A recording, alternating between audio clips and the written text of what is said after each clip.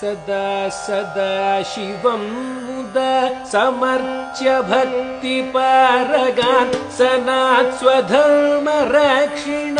समस्तलोकशङ्करान् सदा सदा शिवं मुदा समर्च्य भक्तिपारगान् सनात् स्वधर्मरक्षिण समस्तलोकशङ्करान् जपादि पुण्यकर्मभिः जगत्तिताय सन्ततं जनार्तितापहारकान् जगद्गुरुं भजामहे जपादि पुण्यकर्मभिः जगत्तिताय सन्ततं जनार्तितापहारकान् जगद्गुरुं भजामहे जगद्गुरुं भजामहे।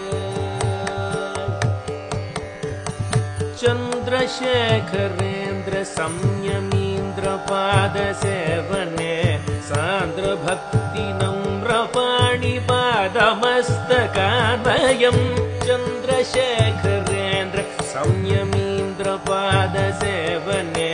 सान्द्रभक्तिनम्रपाणिपादमस्तकान्वयम् काशमाननेत्रकान्तिकान्तकृष्ण